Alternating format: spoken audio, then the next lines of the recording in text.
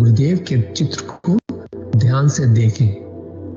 अब आंख बंद कर लें और गुरुदेव श्री रामलाल जी सयाग के चित्र को अपने आज्ञा चक्र पर, जहां बिंदी या तिलक लगाते हैं, देखते हुए गुरुदेव से 15 मिनट की अवधि के लिए ध्यान स्थिर करने की प्रार्थना करें। अब गुरुदेव के चित्र को आज्ञा चक्र पर देखते हुए साथ ही संजीवनी मंत्र का मानसिक जाप बिना होंठ और जीभ हिलाए करते हुए ध्यान करें। इस दौरान यदि आपको कोई यौगिक क्रिया हो तो घबराएं नहीं, ना ही उसे रोकने का प्रयास करें। ध्यान की अवधि पूर्ण होते ही यह क्रियाएं स्वतः बंद हो जाएंगी। इस विधि से सुबह शाम हल्के पेट नियमित रूप से केवल 15 मिनट का ध्यान करें और संजीवनी मंत्र का मानसिक जाप हर समय करें। कुछ विशेष ध्यान रखने योग्य बातें। संजीवनी मंत्र का मानसिक जाप अपने दैनिक कार्य करते हुए अधिक से अधिक करें। संजीवनी मंत्र के साथ किसी और मंत्र का जाप नहीं करना है। इस मंत्र को कभी भी लिखकर या बोलकर किसी को नहीं बताना है। तांत्रिकों से नहीं मिले और ना ही उनके दिए हुए डोरे या ताबीज आदि पहने। यदि पहना हुआ है तो यह साधना शुरू करने से पहले निकालकर फेंक दें। अब शक्तिपात दीक्षा के लिए गुरुदेव की दिव्य वाणी में संजीवनी मंत्र ध्यान से सुनिए और उसके पश्चात 15 मिनट ध्यान करें। आप भी जो है ना, जो मैं मंत्र बताऊंगा उसको बोल कर या इशारे से किसी को नहीं बताओगे। रैदास ने कहा ना, अब कैसे छूटे नाम रट लगी। किसकी लगी नाम रट? राम की लगी, कृष्ण की लगी, ये रोक लगी हुई थी गुरुओं के। और उसका मानसिक जप करना, समझे? वो मंत्र बता दो, एक बीज मंत्र है वो। अब बरगद का पेड़ का बीज राई के दाने जितना होता है, किलोमीटर में फैलेगा, उसका होता है एक शब्द क्लीन शब्द क्या आधा ला में मिला हुआ बड़ी की मात्रा और बिंदी, उसका उच्चारण होगा क्लीन गा। गा की ध्वनि निकलेगी पीछे। आप अंग बोलो, यहां स्ट्रोक लगता है, अंग बोलो। कभी मनी मैंने बोल के देखो, अंग बोलो तो यहां स्ट्रोक लगता है। तो इसमें क्लिंग बार बार आया। अब वो लय नहीं बनती क्लिंग एक में, तो हमारे ऋषियों ने इसको जपने का तरीके बताया। Cling Krishna cling, cling Krishna cling. क्री लगनी चाहिए, क्रय में क्री। एक ही मात्रा नहीं लगेगी तो राधा तत्व शामिल नहीं होगा, और राधा बिना कृष्ण आधा। तो ये इसमें राधा और कृष्ण का मंत्र है। राधा तत्व है सांसारिक सुख दे दी, कृष्ण मोक्ष देगा।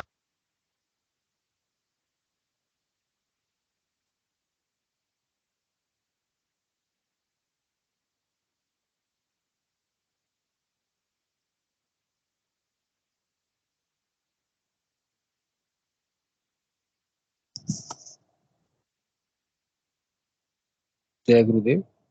विनोद पुरोहित गुरु भाई से अनुरोध है, कृपया गुरुदेव की दिव्य लेखनी का पाठ करें।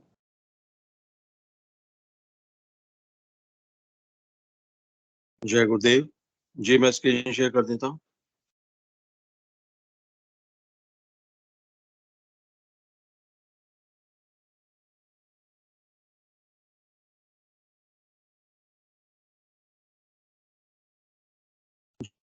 जय दादा गुरुदेव, जय गुरुदेव सभी को। पूज्य गुरुदेव की दिव्य लेखनी में से कल जिस लेख को हम पढ़ रहे थे उसका शीर्षक है मेरे आध्यात्मिक जीवन का प्रारंभ। इस अध्याय का शेष भाग हम आज पढ़ेंगे। जय गुरुदेव। कंटिन्यूटी के लिए 4 लाइनों को रिपीट कर रहा हूं। पूज्य गुरुदेव लिखते हैं, मुझे अकेले ही संसार भर की इन आसुरी वृत्तियों से जूझना पड़ेगा यह देखकर कभी कभी भारी निराशा का अनुभव करता हूँ, परंतु जब पीछे के जीवन पर नजर डालता हूँ कि किस प्रकार नितांत अकेला ही विपरीत विषम परिस्थितियों को परास्त करता हुआ यहाँ तक आ पहुंचा हूं, तो कुछ हिम्मत बंधती है। अब आगे,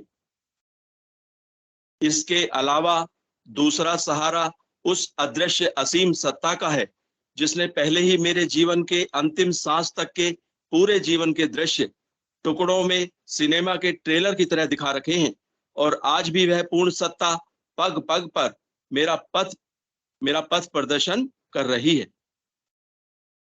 मुझे प्रमाण सहित यह बता दिया गया है कि जो कुछ करना है वह पूर्व निर्धारित व्यवस्था है। उसमें रत्ती भर की हेराफेरी भी संभव नहीं। मुझे विषम परिस्थितियों में झोंककर आध्यात्मिक आराधनाएं करवाकर कितनी शक्ति अर्जित करवा दी, उसका भी मैं हिसाब लगाने में असमर्थ था कि गुरुदेव अनायास ही इतनी अपार आध्यात्मिक संपत्ति विरासत में दे गए, उसका अनुमान लगाना ही मेरे लिए संभव नहीं। मैं स्पष्ट रूप से प्रत्यक्ष महसूस कर रहा हूं कि मैं तो मात्र एक कठपुतली हूं, जिसे असीम सत्ता अपनी इच्छा के अनुसार नचा रही है। मुझे स्पष्ट बता दिया गया है कि मैं इस भवसागर के आखिरी किनारे पहुंच चुका हूं। उस दयालु सर्वशक्तिमान ने झुककर मेरा दाहिना हाथ अपने दाहिने हाथ में मजबूती से थाम लिया है। ऐसी स्थिति में थोड़ा सा प्रयास करने पर ही मैं इस भवसागर से बाहर निकल जाऊंगा। मुझे स्पष्ट समझा दिया गया है कि इसके लिए मेरा प्रयास मुझे स्पष्ट समझा दिया गया है कि इसके लिए मेरा प्रयास नितांत आवश्यक है। उसके बिना कार्य पूरा होना संभव नहीं है। कुछ इसी प्रकार के दिशा निर्देशों और आदेशों के सहारे अकेला ही चल पड़ा हूं। मुझे स्पष्ट बता दिया गया है कि किन घाटियों, दर्दों और भयंकर से भयंकर जंगलों और रेगिस्तानों को पार करता हुआ कैसे मैं उस सबसे उच्च शिखर पर पहुंचूंगा। संसार के लोग इस समय उस पूर्ण सत्ता के बारे में बहुत थोड़ा ज्ञान रखते हैं, परंतु पिछले कुछ समय से इन प्रयासों में अभूतपूर्व तेजी आई है। यह इस बात का स्पष्ट प्रमाण है कि उस परम सत्ता का अवतरण हो चुका है और तय क्रमिक विकास के साथ अपना प्रकाश तेजी से संसार में फैला रही है। जैसे सूर्योदय का समय नजदीक आता जाता है, प्रकाश क्षीण होता जाता है। तारे अपनी सत्ता की इस गिरती हुई स्थिति को बिल्कुल पसंद नहीं करते हैं, परंतु उसके बावजूद इन सभी तारों के विरोध के सूर्योदय का समय नहीं घटता। इस प्रकार ज्यों ही वह उदय होता है, सभी तारों की सत्ता उनके यथास्थिति बने रहने पर भी लोप हो जाती है। संसार की आज ठीक वही स्थिति है। विभिन्न मतांतरों और धर्मों के धर्म गुरुओं को यह स्थिति स्वीकार्य नहीं है, परंतु तारों का भी कोई वश नहीं चलेगा। सभी पूर्ण असहाय होकर ताकते रह जाएंगे। महर्षि अरविंद ने इस देख लिया था, अतः उन्होंने उस शक्ति के अवतरण की स्पष्ट घोषणा कर दी थी। मैं स्पष्ट महसूस कर रहा हूं, जब मैं प्रत्यक्षानुभूति और साक्षात्कार की बात करता हूं, तो संसार के लोग अविश्वास के साथ प्रश्नवाचक दृष्टि से मेरी तरफ देखने लगते हैं। मेरी बात का बिल्कुल विश्वास नहीं होता।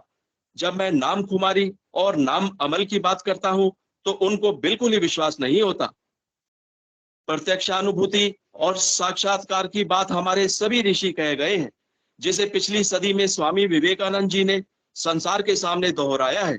नाम कुमारी और नाम अमल के बारे में स्पष्ट रूप से संत सदगुरु नानक देव जी तथा कबीर साहब खुलासा कर गए हैं, परंतु तामसिक शक्तियों का एक छत्र साम्राज्य होने के कारण इस युग का मानव इसे समझने में असमर्थ है।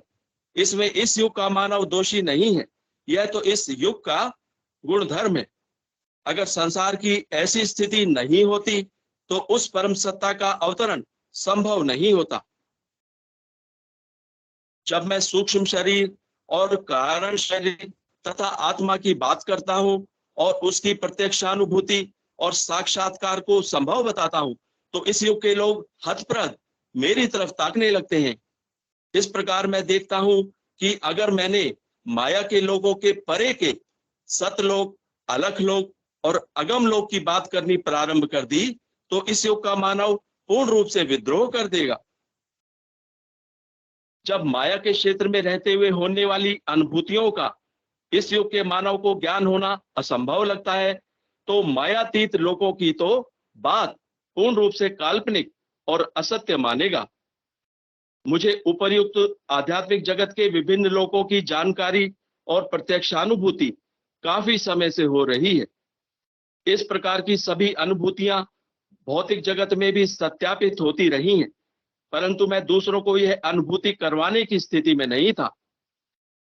गुरुदेव के स्वर्गवास के बाद जब मेरे से संबंधित लोगों को ये सभी अनुभूतियां होने लगी, तो मुझे बहुत आश्चर्य होने लगा, क्योंकि मैं हिंदू धर्म के दार्शनिक पक्ष से पहले से पूर्ण रूप से अनभिज्ञ था, इसलिए मैं इसे बिल्कुल नहीं समझ सका। दर्शन शास्त्र के कई लोगों से संपर्क करने पर पता लगा कि जब आध्यात्मिक संत अपने अंतिम समय के निकट पहुंच जाता है, तो उसे दिव्य दृष्टि प्राप्त हो जाने के कारण वह त्रिकालदर्शी हो जाता है।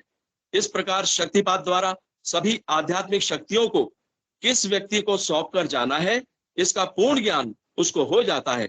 अतः वह अपनी आध्यात्मिक शक्ति के बल पर उसे अपने पास बुलाकर समर्पण करवाता है, और इस प्रकार समर्पण के समय शक्तिपात के सिद्धांत द्वारा अपनी सारी शक्तियां उस व्यक्ति में प्रविष्ट कर देता है।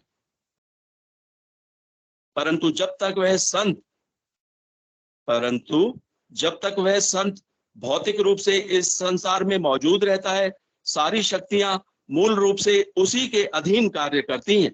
जो ही वह शरीर त्याग करता है, सारी शक्तियां उस व्यक्ति में पूर्ण रूप से प्रविष्ट कर जाती हैं जिसमें उस संत ने शक्तिपात किया था। इस प्रकार उस व्यक्ति के द्वारा उन शक्तियों का चमत्कार भौतिक रूप से जब प्रकट होने लगता है, तो धीरे धीरे सारी स्थिति उसके समझ में आती जाती है। इस प्रकार मेरे गुरुदेव ने अनायासी कृपा करके विरासत में मुझे इतना अपार आध्यात्मिक धन दे दिया है, जिसका पूर्ण ज्ञान मुझे आज की स्थिति में तो नहीं है। श्री अरविंद ने स्पष्ट कहा है, संसार का कोई भी कार्य कमोवेश अध्यात्म शक्ति से परिपूर्ण है। इस युग के तथाकथित अध्यात्मवादियों ने भौतिक जगत और आध्यात्मिक जगत को दो भागों में विभक्त करके बीच में जो कृत्रिम लक्ष्मण रेखा खींच दी है, वही आध्यात्मिक ज्ञान के लोप होने का मुख्य कारण है। श्री अरविंद ने स्पष्ट कहा है, जब भौतिक सत्ता आध्यात्मिक सत्ता की अधीनता स्वीकार करके उसके आदेशों का पालन प्रारंभ कर देगी, उसी दिन धरा पर स्वर्ग उतर आएगा। 1 साल के कारावास के काल में श्री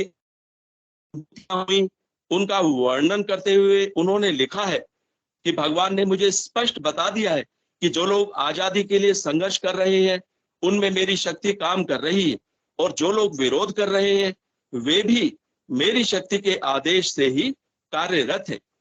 इस प्रकार सारा संसार मेरी ही शक्ति के कारण क्रियाशील है। मेरी इच्छा के बिना पत्ता भी नहीं हिल सकता। इस प्रकार हम देखते हैं कि संसार के सभी प्राणी कठपुतली मात्र हैं। जैसे जैसे परम सत्ता नचाती है, नाचना पड़ता है। इस प्रकार मुझे अच्छी तरह समझा दिया गया है, जो कुछ होना है वह पूर्व नियोजित है। उन्हीं अनुभूतियों के आधार पर मैं हर क्षेत्र में भौतिक साधन की कुछ भी परवाह किए बिना निकल पड़ता हूं। आज तक की प्रत्यक्षानुभूतियों ने मुझे पूर्ण रूप से आश्वस्त कर दिया है, भौतिक साधनों के अभाव में कोई भी कार्य नहीं रुक सकता।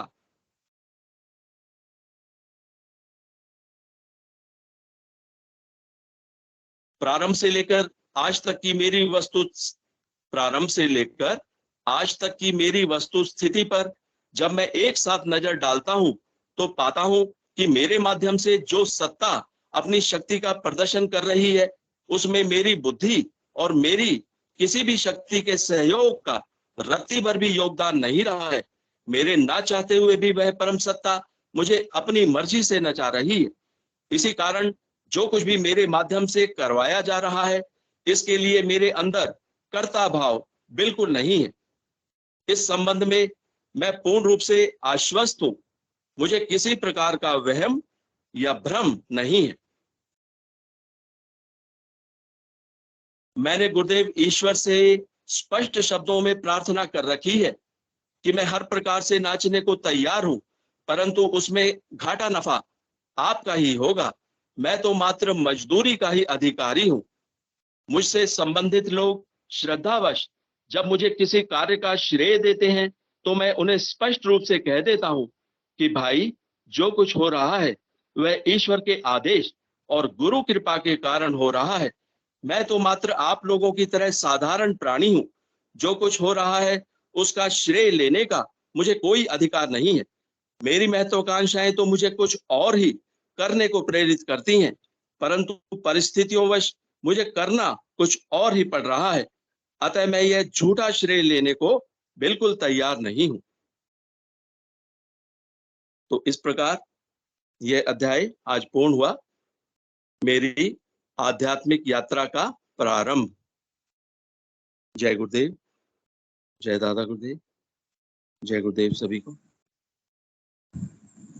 जय गुरुदेव। सुनील शास्त्री गुरु भाई से अनुरोध है, कृपया मंच का संचालन करें। जय गुरुदेव, जय दादा। अखण्डमण्डलाकारं व्याप्तं येन चराचरं तत्पदं दर्शितं येन तस्मै श्री गुरुवे नमः। अध्यात्म विज्ञान सत्संग केंद्र जोधपुर के संस्थापक और संरक्षक समर्थ संत गुरुदेव श्री रामलाल जी सियाग और दादा गुरु बाबा श्री गंगाईनाथ जी योगी की असीम अनुकंपा से संचालित इस ऑनलाइन सिद्ध योग ध्यान शिविर में आप सभी गुरु भाई बहनों का हार्दिक स्वागत है, अभिनंदन है। सभी गुरु भाई बहनों को जय गुरुदेव, जय दादा गुरुदेव।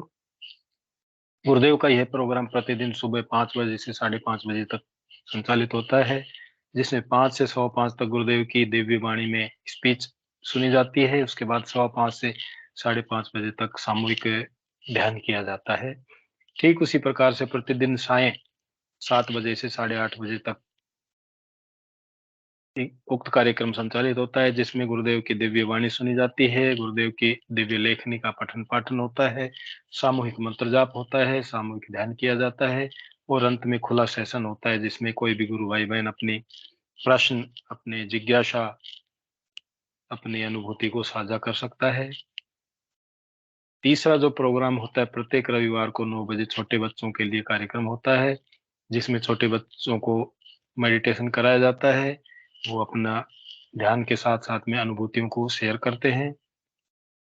तो त्रिस्तरीय इस कार्यक्रम में आप सभी गुरु भाई बहनों का स्वागत है, अभिनंदन है। मैं आमंत्रित करता हूँ कोई भी गुरु भाई बहन जो अपनी अनुभूति साझा करना चाहे, शेयर करना चाहे, तो मंच के ऊपर आपका स्वागत है। जय गुरुदेव। शेयर करना चाहे तो स्वागत है।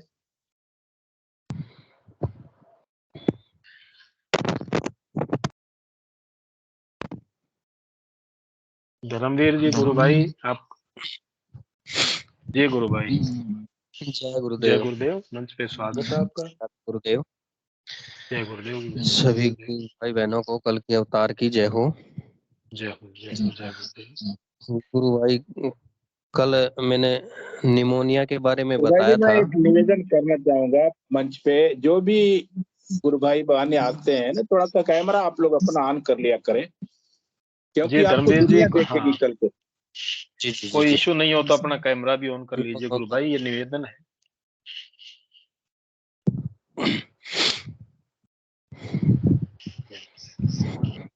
सही है जी गुरु भाई, कंटिन्यू। जय गुरुदेव। जय गुरुदेव। तो गुरु भाई, कल निमोनिया के बारे में बताया था मैंने कि जन्मजात से जो निमोनिया था वो गुरुदेव की कृपा से ठीक हुआ है। और उसमें मैंने कल वो सेशन से जुड़ने के बाद जो आज रिकॉर्डिंग जो सुनी है, उसमें कुछ क्या हुआ, थोड़ी ही रेंज की प्रॉब्लम थी। जी गुरु भाई। इस कारण आवाज कट कट आ रही थी, तो इसलिए मैं दोबारा बताना चाहूंगा जी। कि जब मैं बचपन से जन्म लिया था, 6 दिन का था, तभी घर वाले बता रहे हैं कि 6 दिन का था तभी मेरे नामोनिया हुआ था। जी और नामोनिया ने अपना विकराल रूप लेते हुए मेरे उम्र बढ़ती गई, और उम्र बढ़ने के साथ साथ वो बहुत ज्यादा होता गया। मैं 7-8 साल का था तब भी इतना परेशान था इससे कि सांस फूल जाती थी, चलने में भी बहुत दिक्कत होती थी। जी मैं जब दवाई लेने भी जाता था ना, 8-10 किलोमीटर कस्बा है वहां पे, तो मेरी मम्मी के गोदी में चढ़ लेता था थोड़ी दूर चलते ही। जी। इतनी परेशानी होती थी, इतना सांस फूलने लग जाता था कि हाफ हाफ करके मुंह फाड़ के सांस लेना पड़ता था। और धीरे धीरे दवाई चलती रही, आराम दवाई लेता हूँ तब होता है, दवाई खत्म, आराम खत्म। होना भी खत्म हो जाता है। तो ऐसे रेगुलर दवाई चलती रही, देसी नाड़िया वैद्य की भी ली हैं काफी दवाई, और रेगुलर 2-2, 3-3 साल तक बड़े बड़े हॉस्पिटलों से भी लिए हैं, लेकिन जब तक दवाई लेता हूँ तब तक आराम रहता है। जी। फिर डॉक्टरों ने बताया कि भाई ये आगे जाके अपना रूप बदलेगा, और ये नमूनिया है, ये दमे का ही छोटा रूप है।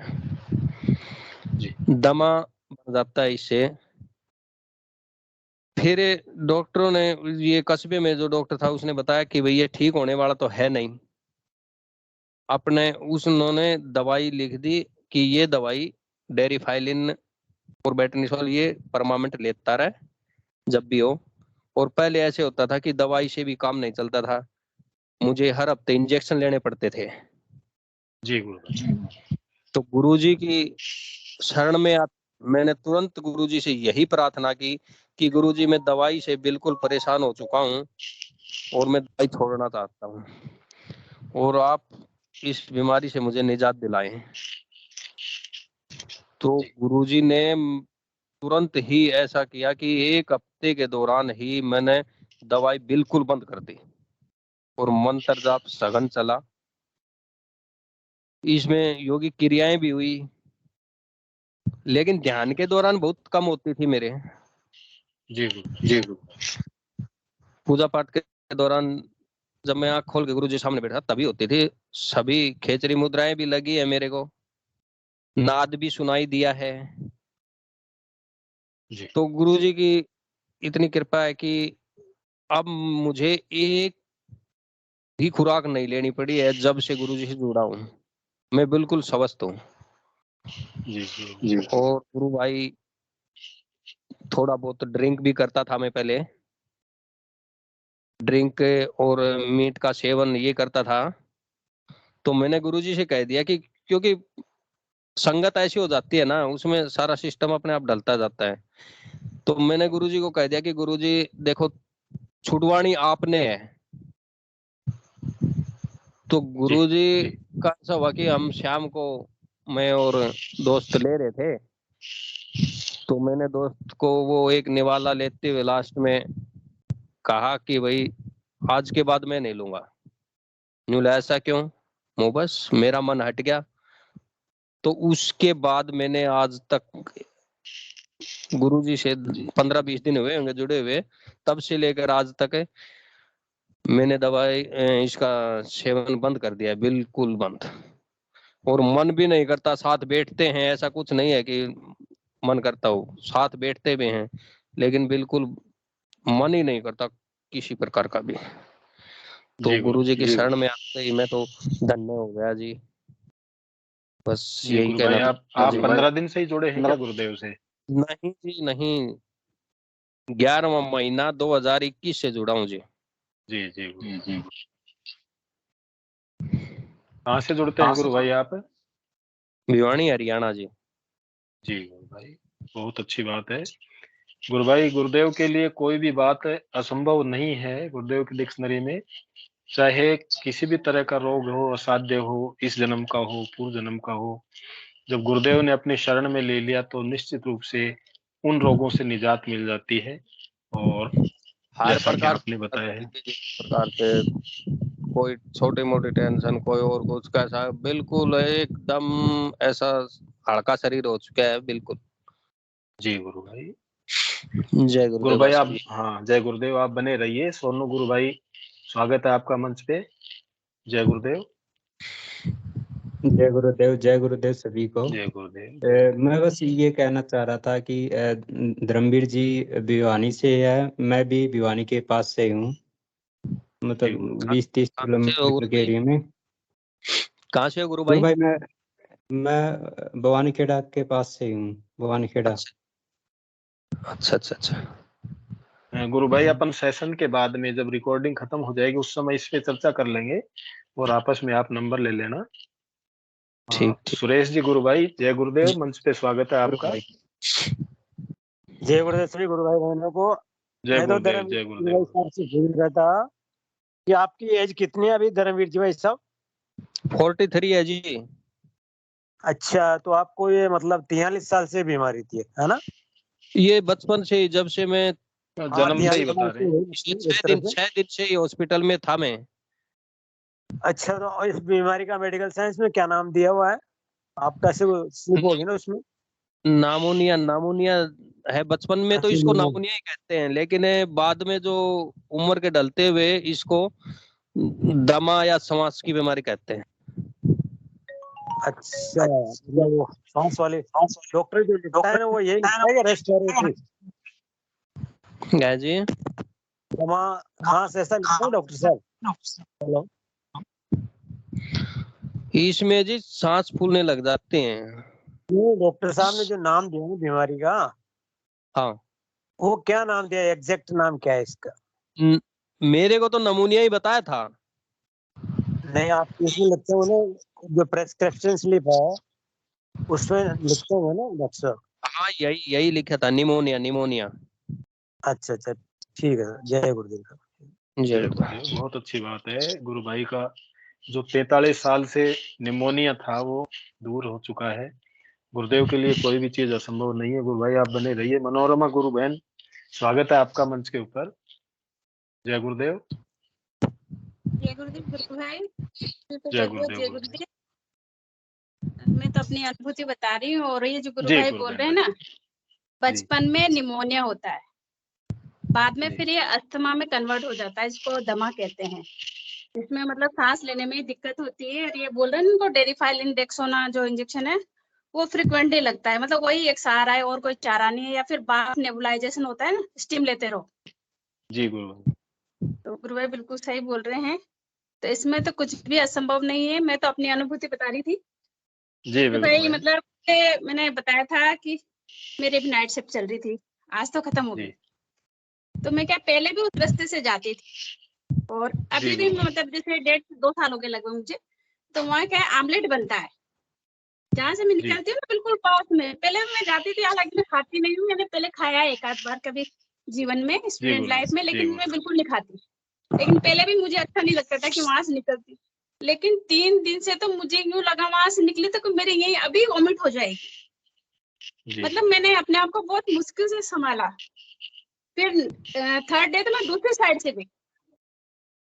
तो जो व्रतियों में बदलाव वाली बात है ना, वो मतलब बिल्कुल सही बात है हालांकि गुरु कोई भाई। मतलब नहीं है उस चीज से, लेकिन वो मतलब, हालांकि मैंने ये एयरफोन लगाया हुआ था, फिर भी मतलब मुझे तो दुर्गंध की वजह से पता चला कि हाँ वो चीज है, बाकी मुझे पता ही नहीं सहन था। नहीं कर पाते गुरु बहन, सहन सहन नहीं नहीं कर कर पाते पाते वो हैं। चीजें अपन।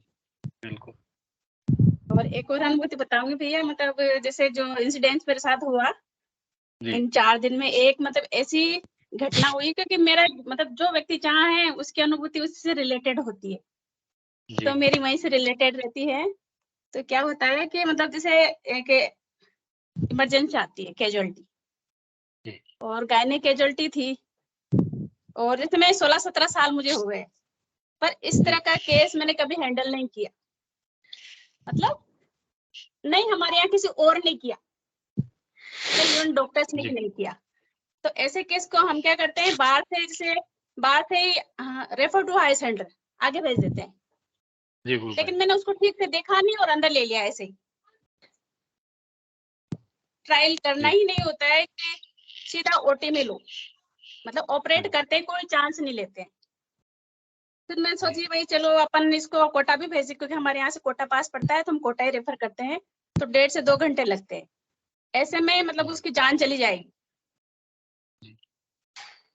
तो भाई मतलब गुरु भाई मैंने वो काम मैंने खुद ने भी पहली बार किया, लेकिन गुरुदेव की ऐसी कृपा, मैं जब कोई प्रोसीजर करती हूँ ना तो गुरुदेव को याद करके मैं तो आंख बंद कर लेती हूँ, वो काम अपने आप हुआ। मतलब गुरुदेव अपने आप मैं 2 करते दिन हैं। से उसको इतना सोच रही हूँ कि वो तो मैं कर ही नहीं सकती थी, और इतना सक्सेसफुली, मतलब बिल्कुल सही बात है सोच भी नहीं सकते गुरु भाई। तो वो जैसे अंदर की जो शक्ति है ना, गुरुदेव कहते हैं ना चेतना शक्ति, जैसे अपने को बाहर योग होता है ना, सेम वही वाली मतलब मेरे हाथों से वो प्रोसीजर हुआ, मतलब अपने आप पे। जैसे मुझे वो काम, ऐसे मैंने उस काम में मैं बहुत परफेक्ट हूँ, वो काम में कर पाऊँ। तो ये मेरा अनुभव है गुरु भाई, मतलब मैं इतना बता पा रही हूँ, लेकिन जो मैंने अनुभव किया ना वो बहुत ज्यादा है। मतलब जी फिर जी मैं बाद में गुरुदेव सोचती रही कि गुरुदेव मतलब किस तरह से काम करते हैं। जी। तो बिल्कुल गुरुदेव हर समय। बहुत ही हाँ गजब का अनुभव था गुरु भाई, मतलब मैं इतना बता पा रही हूँ, लेकिन जो मैंने मतलब वो किया उस टाइम सांस फूल जाती कि इसको हम कैसे बचाएंगे, जी लेकिन इतने कॉन्फिडेंटली और वो इतना सक्सेसफुल, मतलब इतना जैसे जादू हुआ हो ऐसे हो गया। जी गुरुदेव। जय गुरुदेव। जय गुरुदेव। बिल्कुल सही बात है मनोरमा जी। कई बार ऐसा इंसिडेंट होता है कि बहुत बड़ी विपत्ति अपने सामने होती है और गुरुदेव से प्रार्थना करते ही पता ही नहीं लगता था, इतने सहज में गुरुदेव उस समस्या का समाधान कर देते हैं कि पता ही नहीं लगता है कि समस्या का समाधान कब हो गया है। जय गुरुदेव। और कोई गुरु भाई बहन अपनी वार्ता रखना चाहें, अपना कोई अनुभव, तो मंच पे स्वागत है, वरना सेशन का समय भी हो गया है। मैं हिंगू जी गुरु भाई से निवेदन करता हूं कि सेशन को गुरुदेव के श्री चरण कमलों में समर्पित करें। एक मिनट एक मिनट